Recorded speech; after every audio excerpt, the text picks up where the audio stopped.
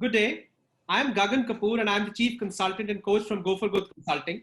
We help organizations, trade associations, and business owners realize the true potential from the exhibitions they participate in by a series of trainings, consulting, and hand holding, which helps them grow through exhibitions. We all know with the current situation of COVID, there is a need to adapt immediately. And for the exhibitors who were exhibiting physically earlier, there is an instant need to look for new ideas for promoting their business. One big alternative, which we all are slowly getting aware of, is virtual exhibitions.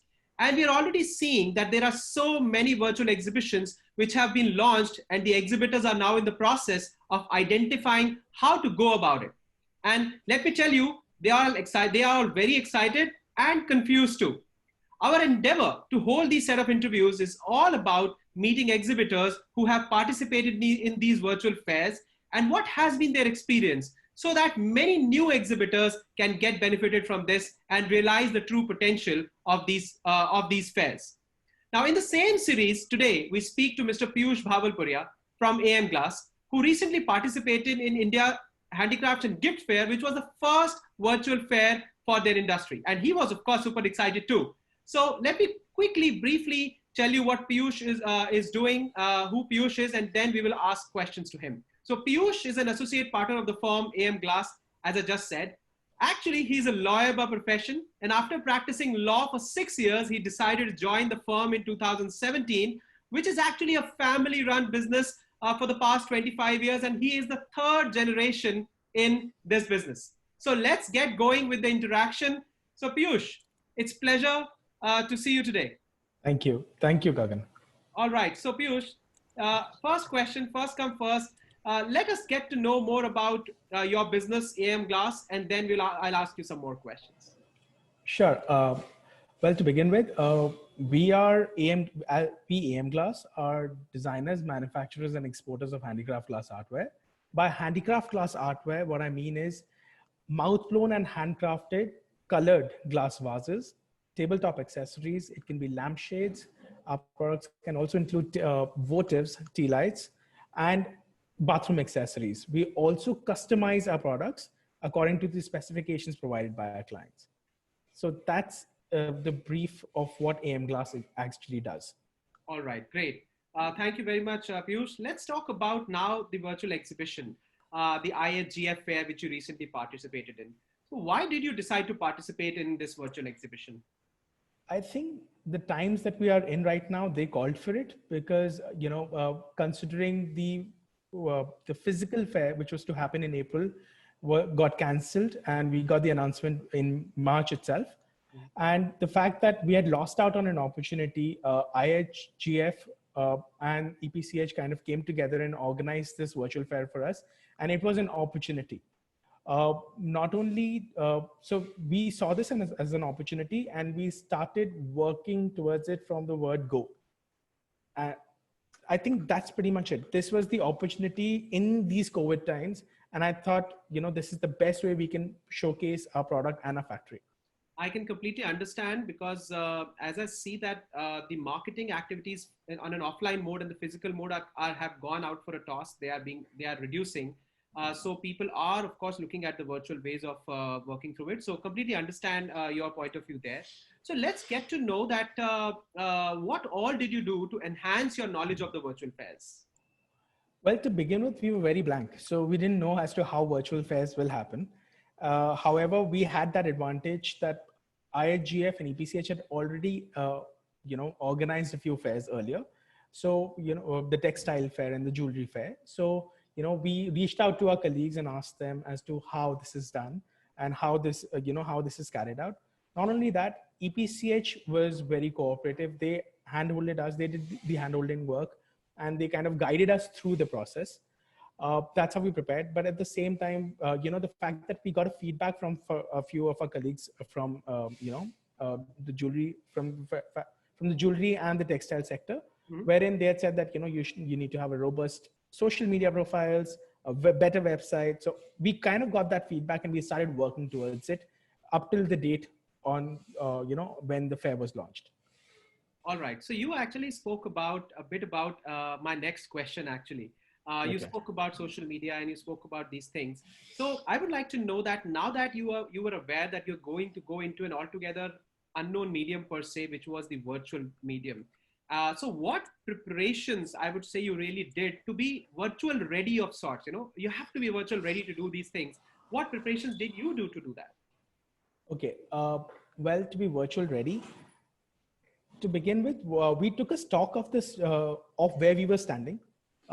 We saw our Instagram profile, saw our website, reviewed it. We reviewed our LinkedIn profile, Facebook, all of that. And we kind of understood as to where we stand. And we saw that our reach has to be increased at least to 300 to 400 customers, at least, make them aware of this virtual fair. And we could only do that by, messaging them and, inviting them on our profiles, Mm-hmm. and, having them follow us and having them, following them. That was only with Instagram. But then, it took the fact that we had to update our website to inform our customers about this fair, have a collection password protected, because that's something, upload the collection and then have that password protected. So Absolutely. that's something which we had not done earlier. Mm-hmm. So we had to do that as well. Talk about our firm. We also kind of ended up making an introductory video about the firm Mm-hmm. and showcased our products in that video, so that people could understand that glass just does not mean a drinking glass or anything. It also means decor accessories. All So right. all of that. So Okay, it's actually interesting because as you were saying that, and this is something which is true in the virtual world, you actually prepared a lot even before the customers could reach you. You prepared the websites and social media so that people could see a lot of your products and then get attracted towards the show. And along with that, as you mentioned, that you even prepared a video, introductory video, with which people will probably, because in a virtual world, people see a video first and that's later then they start and initiate a video call with you and all that. So yes, it is very very important. I see that you've done a considerable amount of work to be virtual ready. This is thank you. nice. Now my next question to you is, would you like to talk about your experience of participating in a virtual expo when you were there for those days in a virtual expo? Tell me some of the pros, some of the good things which happened to you, and some of the cons of being participating in a virtual expo per se. Well, let's talk about pros first. I think because I think there was a lot to take from the fair than to be worried about, or the cons in the fair. So the pros were that in the physical world, right, when the fairs were happening physically, and and in the real scenario, our reach to the customers would be limited to the customers who were coming to the fair. Yeah. Right now, and on a best in a best year or in a best fair, we would have nearly about 100 customers who would drop in. But through this virtual fair, we had to the tune of nearly 2,000 visitors.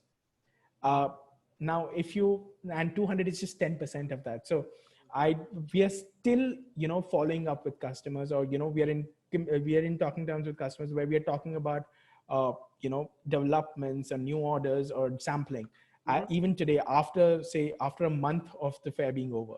So Mhm. I think that's a big pro for us. Mhm. Second was, so with that came visibility. Many of these customers did not know about AM Glass. And I think when they came on the portal and they browsed through the exhibitors category, they got to know about AM Glass.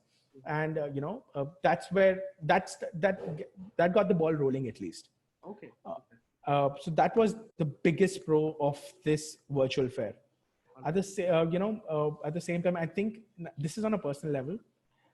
While we only make, say, we only create photo offers for our signature collections usually, but this time around we went ahead and created photo offers for a complete range. I think this I think this was something that we did because of this virtual fair. I think this, and I'll count it as a pro. Okay. The only con that I will think of is the fact that it was not the fair was, since it was virtual, it was not personal.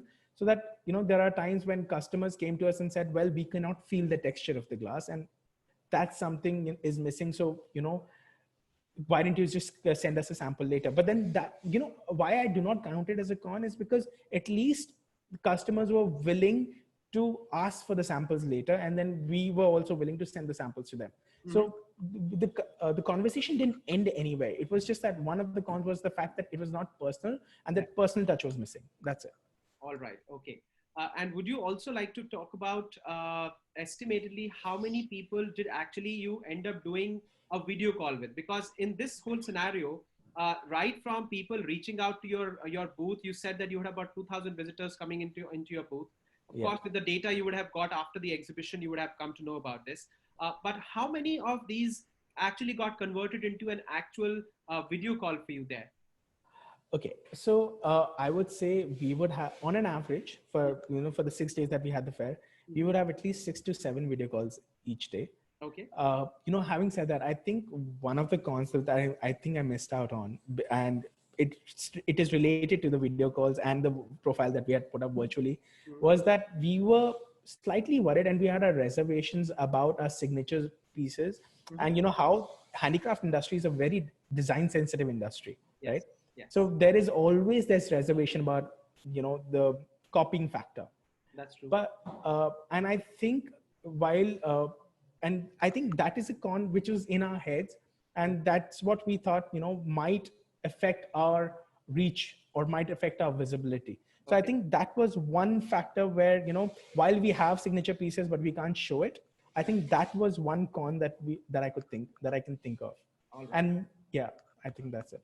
All right, that's absolutely fine. But I'm sure with the advent of time, you will even come over this. I see that so wonderfully you have planned this whole, you did all the preparation, and I see the results coming in, and even a month into the whole program, you're still reaching out to these people and you're in conversations with that. This is great to see, because currently in these times where people are finding a bit of a challenge to market, and you already have a set of leads where you are following it up, what great could be. But yes, you are very right. The cons are going to be there. The touch and feel and the physical handshake is missing in this.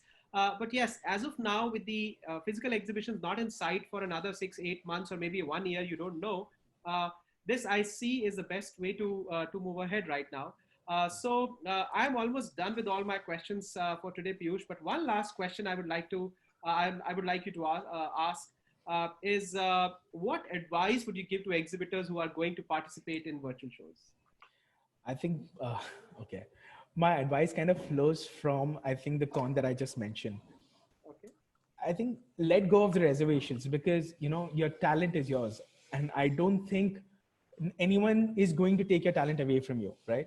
Yeah. So at the end of the day, if there is a signature piece that you have, put it out there.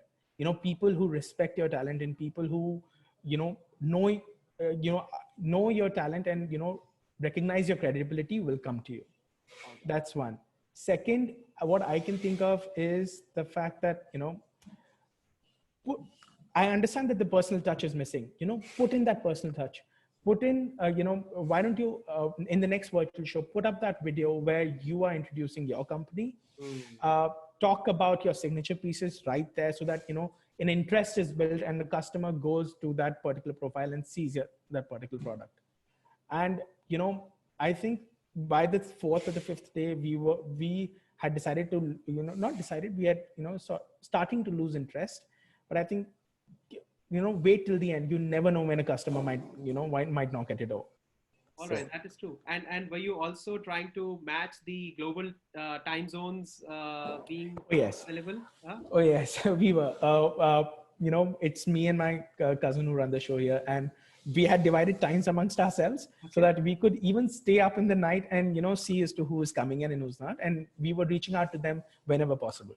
That's awesome. It's good to hear that the effort was going into making this show even more successful. And even though it was a kind of a 24-hour show, because people from all over the world reaching out on this particular exhibition, and you were available for those for them, this is just tremendous. Thank you very much for making your work so great. So thank you very much, Piyush, for your time to be on this show today. And it was an absolute pleasure. I really appreciate the amazing work you have put in to make your show successful for you. And I am absolutely sure that you are going to reap the benefits in for a few of the months.